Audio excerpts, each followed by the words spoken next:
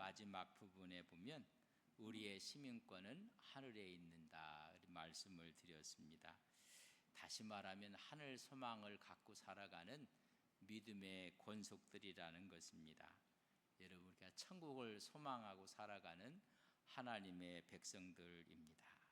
근데 그들에게 오늘 이야기합니다. 주 안에서 서라고 이야기를 해주고 있는 모습을 봅니다. 이제 권면을 하는데 우리의 시민권이 하늘에 있는 사람들이 여러분 주 안에서 굳게 서라는 것입니다. 이 말은 지금 굳게 서지 못하고 있다는 것을 반증하고 있는 것입니다. 흔들리고 있는 거예요. 우리가 믿음이 흔들릴 때가 있어요. 우리의 확신이 흔들릴 때가 있고 우리의 것이 흔들리는 지금 모습을 보고 있는 것을 전제하고 있는 모습을 보게 됩니다. 그래서 주 안에서 굳게 서라고 이야기를 해주고 있는 모습을 볼 수가 있습니다. 흔들릴 때 이제 두 가지 현상이 나타나요. 그 흔들림을 이렇게 지적하는 거예요. 왜 주 안에서 반듯하게 서지 못하느냐? 그들에 대한 잘못된 부분이 지금 드러나고 있는 것입니다. 이런 굳건히 서 있는 사람에게 굳건히 서라고 이야기해 주지 않아요. 흔들리고 있고 또 문제가 있고 다툼이 있고 이럴 때 분열이 있고, 그래서 흔들지 말고 굳게 서라고 이야기합니다. 이 굳게 서라는 이 이야기는 권면의 말씀이에요. 그래서 너희들이 죄를 지적하고 그것이 아니라 이걸 깨닫게 하고 복음에 합당하도록 희망과 용기를 주기 위해서 주시는 말씀을 보게 됩니다. 지금 우리 교회들이 많아요. 여러분, 교회들이 완전할까요? 여러분, 완전하지 않아요. 사람이 완전한 사람이 있을까요? 장점도 있지만은 단점도 있어요. 잘하는 것도 있지만은 잘못하는 것도 있어요. 여러분, 사람이 장점과 단점이 다 있어요. 그러나 문제가 있을 때는 항상 뭐가 단점이 드러난 거예요. 실수가 드러나게 되는 것입니다. 그럼 어떻게 이것을 해결하느냐? 여러분, 그것이 중요해요. 이런 실수와 문제가 있을 때 긍정적으로 해결하는 걸 보면 성숙해요. 근데 문제가 있고 실수가 있을 때 부정적으로 해결할 때는 정죄가 일어나요. 여러분이 아이들이 아프면요 성장통을 겪는다고 해요. 아프고 나면 성장하는 거예요. 근데 아프다고 막 거기다가 이 얘기를 해버리면 애가 기가 다 죽어버려요. 여러분, 우리가 이걸 긍정적으로 하느냐 부정적으로 이것을 해결하느냐에 따라서 엄청난 차이가 나타나요. 기독교 역사 가운데 수많은 문제들, 핍박이 있었을 때 믿음으로 긍정적으로 대응할 때는 교회가 성숙하고 성장해요. 근데 이것을 부정적으로 대응하면 교회는 그냥 없어지고 말아요. 오늘 이 이야기를 바울이 지금 빌립보 교회에 하고 싶어 하는 이야기인데, 먼저 바울의 고백을 한번 들어보면 이런 고백을 하면서 주 안에 서라고 해요. 우리 1절 말씀을 같이 한번 보겠습니다. 시작. 그러므로 나의 사랑하고 사모하는 형제들, 나의 기쁨이요 면류관인 사랑하는 자들아, 이와 같이 주 안에 내가 사랑하고 사모하는 형제들, 나의 기쁨이고 나의 면류관인 나의 형제들이 지금 흔들리고 있다는 거예요. 근데 흔들린다고 해서 앞에다가 미워하고 멸시하고 이렇게 표현하지 않아요. 지금 흔들리고 있는 모습을 보고 나서 바울이 지금 뭐라고 해요? 제가 여쭤볼게요. 자식들이 정말 잘하다가 자식들이 빗나갈 때가 있어요. 그러면 내 자식 아닌가요? 내 자식인가요? 왜 말을 안 해요? 그렇잖아요.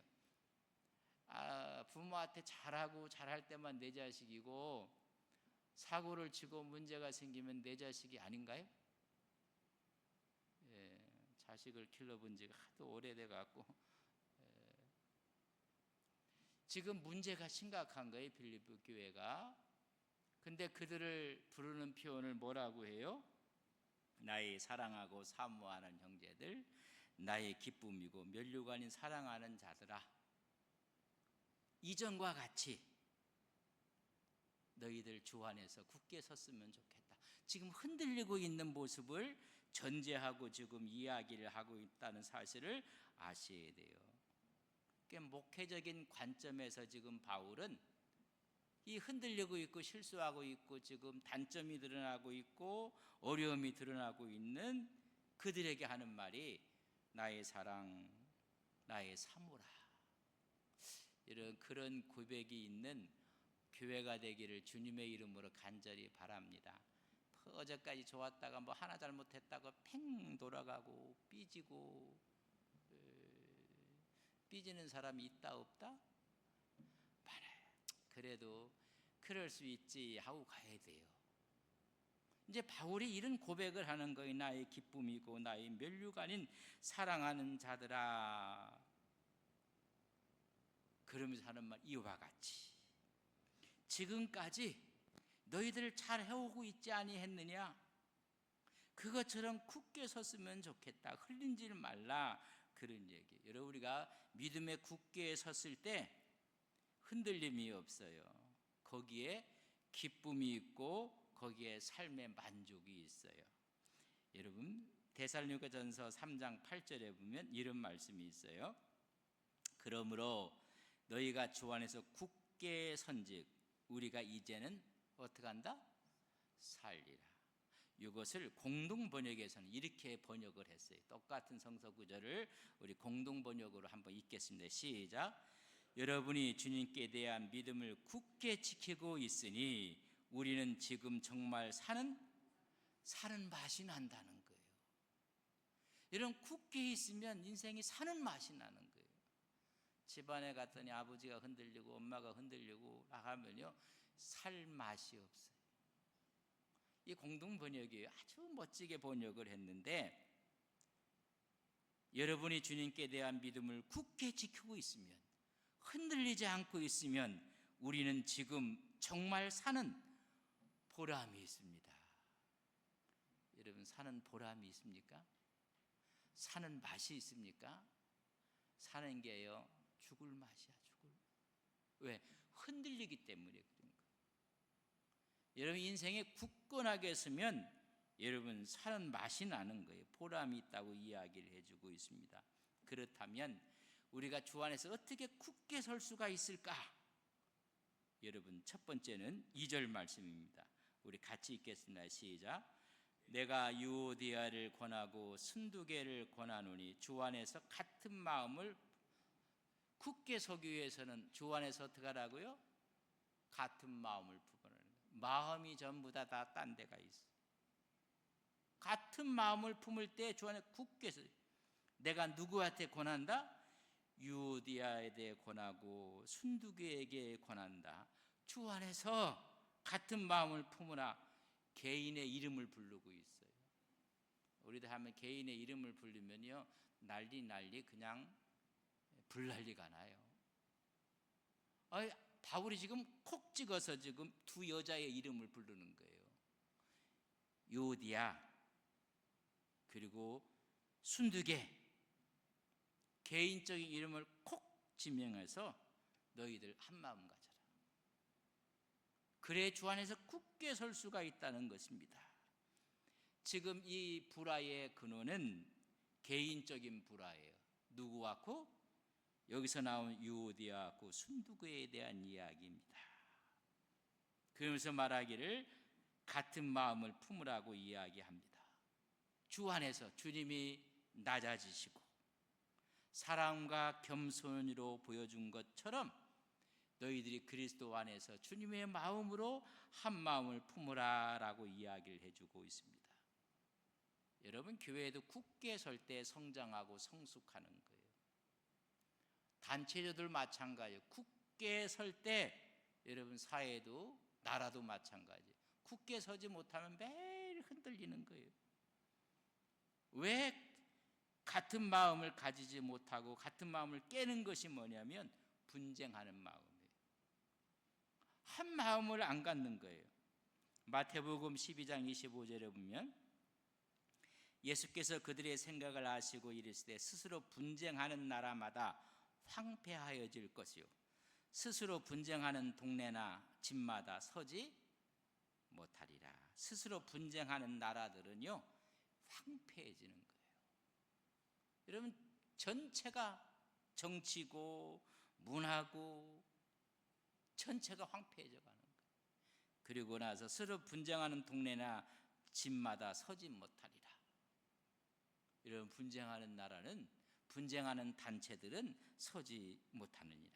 마가복음 3장 25절에 보면 만일 집이 스스로 분쟁하면 그 집이 설 수 없고, 이 집이라는 게 한 가정이고 한 교회고 분쟁하면 설 수가 없어요. 고린도전서 3장 3절에 보면 너희는 아직도 육신에 속한 자로다. 너희 가운데 시기와 분쟁이 있으니 어찌 육신에 속하여 사람을 따라 행함이 아니라. 전부 다 사람 따라 하는 거예요. 이 사람 저 사람 이파 저파, 그래서 분쟁이 일어나 버리는 거예요. 우리는요 예수파밖에 없어요. 옆 사람에게 무슨 파입니까? 시작. 예수파입니다. 골파 아니에요. 우리 예수파예요. 분쟁하는 나라들이, 시기와 분쟁은 다 사람을 따라가는 거예요. 여러분, 법을 따라가고 원칙을 따라가고 하나님을 따라가야 되는데 사람 따라가는 거, 사람이 두목이 돼버리면 시기와 분쟁만 나타나는 거예요. 왜 이 한 사람이 같은 마음을 품지 못합니까? 분쟁과 다툼이 있는 거예요. 그럼 하나 되지 못해요. 잠언서 28장 25절에 보면 욕심이 많은 자는 다툼을 일으키나 여호와를 의지하는 자는 풍족하게 되느니라. 욕심이 많다는 거냐? 돈 욕심도 많고 자리 욕심도 많고 명예 욕심도 많고, 이런 사람들이 많으면 다툼만 나는 거예요. 누가 앞에 가는가, 누가 뒤에 가는가, 누가 위에 있는가, 누가 밑에 있는가. 잠언 29장 22절에 보면 노하는 자는 다툼을 일으키고 성내는 자는 범죄함이 많으니라. 분노하고 그러는 거예요. 바로 다툼과 분쟁이 같은 마음을 갖지 못하게 만드는 것입니다. 디모데후서 2장 14절에 보면 너는 그들로 이 일을 기억하게 하여 말다툼하지 말라고 하나님 앞에서 엄히 명하라. 이는 말다툼은 유익이 하나도 없고 말다툼은 듣는 자들을 망하게 하느니라. 이렇게 무서운 거예요. 그러니까 너희들 유디게 순두게 주 안에서 한 마음을 가져라 라고 지금 이야기를 해주고 있는 모습을 보게 됩니다. 야고보서 4장 1절에 보면 너희 중에 싸움이 어디서부터, 다툼이 어디서부터 나느냐? 너희 지체 중에서 싸우는 정욕으로부터 나는 것이 아니라 부패한 본성이 우리 마음속에 분쟁과 다툼을 일으키는 거예요. 지금 빌립보 교회의 두 여인이 여러분 헤게모니 싸움을 하는 것 같아요. 제발 너희들 같은 마음을 품으라. 주 안에 서기 위해서는 이런 같은 마음을 품어야 돼요. 마음이 제각각의 전부 다, 여러분 그러면 굳게 설 수가 없어요. 두 번째 3절 말씀을 같이 한번 읽겠습니다. 시작. 또 참으로 나의 멍에를 같이한 내게 구하니 복음에 나와 함께 힘쓰던 저 여인들을 돕고 또한 글레멘도와 그 외에 나의 동역자들을 도우라. 그 이름들이 생명책에 있느니라. 여러분, 동역자들을 도우라는 것입니다. 주의 사역. 지금 싸움하고 있는 저 여인들, 헤게모니 싸움하고 있는 그 여인들을 어떻게 하라고요? 너희들 도와줘라. 우리는 이런 사람들이 있으면요 찍어내려고 하고 몰아내려고 하고, 그런 사람들, 동역자들을 도우라.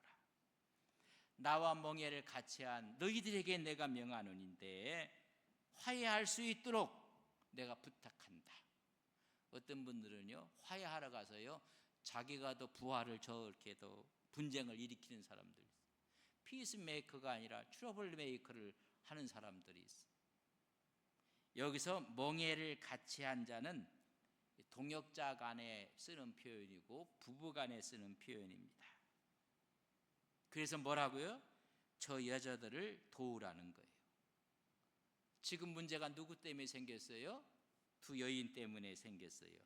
불화의 원인, 분열의 원인이었습니다. 그러나 저들이 전에는 교회를 위해 수고한 자들이라는 거예요. 지금 단점 보지 말고 저들이 교회를 위해서 수고했던 그 수고와 충성을 좀 보라. 그래서 그들을 어떻게 하라는 거예요? 도와주라는 것입니다. 그래서 3절 말씀해 보면 복음에 나와 함께 힘쓰던 저 여인들이다. 정말 교회를 위해서 힘썼던 여인들, 그러나 지금은 문제가 생겨서 서로 갈등이 있지만은 저 여인들, 전에는 교회를 위해서 헌신했던 사람들이고 주의 종을 해서 헌신했던 사람들, 그들을 도우라. 나와 함께 힘쓰던 저들을 도우라. 여러분, 뭘 지금 이야기해요? 장점을 이야기하고 있는 거예요. 장점. 지금 있는 단점을 보는 게 아니라 하나님 앞에 헌신했던 그 장점을 보라. 그들의 공을 기억하고 저들 문제를 해결하기 위해서는 저들을 너희들이 도와주라는 것입니다. 그리고 동역자이던 그레멘드와 그의 사람들을 도와주라. 왜냐하면 그들의 이름이 어디에 있다? 생명책에 있느니라. 우리가 영원히 천국에서 함께할 사람들이다. 그러니까 그들을 도우라는 것입니다. 서로 다툼이 있고 어려움이 있는 사람들이지만은 모두 하나님 나라에서 생명책에 기록된 사람들, 단점 보지 말고 장점을 보라는 것입니다. 그게 문제를 해결하는 거예요. 문제를 해결하지 않는 데 가면 전부 다 단점만 얘기해요. 이런 사람이 단점만 있는 사람 없어요. 또 장점만 있는 사람도 없어요. 공이 있는가 하면 과도 있어요. 여러분, 사람이 단점과 장점을 부각하는 법적에서 어떤 다툼이 일어나면요, 변호사는 단점을 부각시킬까요? 장점을 그 사람에 부각시킬까요? 변호사는요, 9가지 다 잘못하고 한 가지 잘한 거, 그 한 가지 잘한 거 갖고 확 붙잡고 물고. 검사라는 인간들은요, 9가지 잘한 게 있는데 한 가지 잘못한 거 있으면 검사들은 뭐 갖고 물어줄까요? 그 정도까지는 못 누리시는 게 좋아요. 검사들은 한 가지 단점을 자꾸 보는 거예요. 9가지는 안 보여. 여러분, 변호사는 다 잘못했어. 근데 한 가지 잘한 게 있어. 보혜사 성령이 우리의 변호사의 역할을 하는 거예요. 우리가 다 잘못했는데 하나님 앞에 우리가 잘한 거 한 가지, 그걸 하나님은 붙잡고 나의 사모하고 내가 사랑하는 형제들이라, 하나님의 종이라고 이야기하는 것입니다. 그래서 뭐라고 해요? 우리가 굳게 서기 위해서는 동역자들을 어떻게 하라? 도와라. 지금 문제를 일으키고 있는 저 여인들, 그들의 지나간 장점을 보고 그들을 도우라는 거예요. 이거 참 어렵고 힘들어요. 저들이 얼마나 수고했는지 아느냐. 지금 저들의 문제를 일으키고 있는 것은 우리가 함께 서기 위해서 노력을 하며 그들을 도우라고 지금 이야기를 하고 있는 것입니다. 첫 번째는 같은 마음을 품는 것입니다. 두 번째는 뭐예요? 도와주는 거예요. 여러분, 도와주는 거예요. 세 번째, 4절 말씀을 같이 시작. 주 안에서 항상 기뻐하라. 내가 다시 말하노니. 그러고 어떻게 하는 거예요? 기뻐하는 거예요. 원망하고 불평하고 이게 아니고 기뻐하는 거예요. 우리가 함께 서기 위해서는 기뻐하라는 것입니다. 어떤 상황에 처한다 할지라도 성도들은 기뻐해야 하느니라. 이 바울이 지금 편지를 쓰는 건 로마 감옥이에요. 로마 감옥에 있으면서 기뻐할 게 하나도 없어요. 1차, 2차, 3차 생명을 걸면서 하나님께 충성하며 전도했던 사람. 40의 감염매를 수없이 맞고 태창으로 맞고 죽을 뻔하였고 옥에 갇히었고, 그리고 마지막에는 여러분 로마 감옥에 지금 갇혀 있어요. 근데 그는 로마 감옥에 갇혀 있을 때 이런 고백을 한 모습을 봅니다. 빌립보서 2장 17절에 보면 만일 너희 믿음의 재물과 섬김 위에 내가 나를 전제로 드릴지라도, 뭐예요? 재물로 죽을지라도, 내가 너희들을 위해서 죽는다 할지라도 나는 뭐 하고요? 기뻐하고 너희 무리와 함께 기뻐하리라. 아니 그 감옥에 갇혀서 주님 때문에 당한 수많은 고통들이 많은데 주님 나를 이렇게 예우하십니까? 대우하십니까? 많은 거냐. 내가 이렇게 기뻐한다 이야기. 그는 빌립보 감옥에 갇혀 있을 때, 오늘 이 빌립보 교회를 위해서 편지 쓰면서 자기가 빌립보 감옥에 갇혀 있을 때 사도행전 16장 25절에 보면 한밤중에 바울과 실라가 기도하고 하나님을 찬송하며 제수들이 듣더라. 뭐예요? 그가 기쁨의 찬송을 빌립보에서 얻어맞고 터지고 그리고 착고에 채워서 그는 기뻐했어요. 이제 훗날 로마 감옥에 있으면서도 나는 너희들을 위해서 죽는다 할지라도 나는 기뻐하고 나는 또 기뻐할 것입니다. 이런 하나님의 뜻이 뭔지 아십니까? 예수 그리스도 안에서 너희를 향하신 하나님의 뜻이니라. 뭐예요? 항상 기뻐하라. 쉬지 말고 기도하라. 범사에 감사. 이는 그리스도 예수 안에서 너희를 향하신, 나를 향하신, 우리 모두를 향하신 하나님의 뜻이니라. 너희들이 주 안에서 함께하기 위해서는 오늘 이야기하고 있는 거예요. 같은 마음을 품고 서로 도우라. 그리고 뭐 하라고요? 원망하지 말라는 거예요. 기뻐하라는 거예요. 사람 바라보면 원망이 나오지만 주님 바라보면요 기쁨이 있어요. 여러분 교회 와서 주님을 묵상하고 주님을 바라볼 때 하나님이 우리에게 영적인 기쁨을 주는 거예요. 나도 모르게 눈물이 흘러내리고 하나님의 은혜에 감격하는 거예요. 너희들 정말 주 안에서 하나 됐으면 좋겠는데 너희들이 기뻐하라. 그리고 다섯 번째 주는 말씀이 5절에 있는 말씀을 같이 읽습니다. 시작. 너희 관용을 모든 사람에게 알게 하라. 주께서 가까이. 너희 주 안에서 함께 서기 위해서는 너희 관용을 알게 하라. 다시 말하면 모든 사람에게 관용하라는 거예요. 모든 사람에게 관용해서 모든 사람이 그 관용함을 알게 하라. 관용은 남의 잘못 또 실수 이런 것들을 너그럽게 받아주는 거예요. 그리고 그것을 용서해 주는 것이 관용입니다.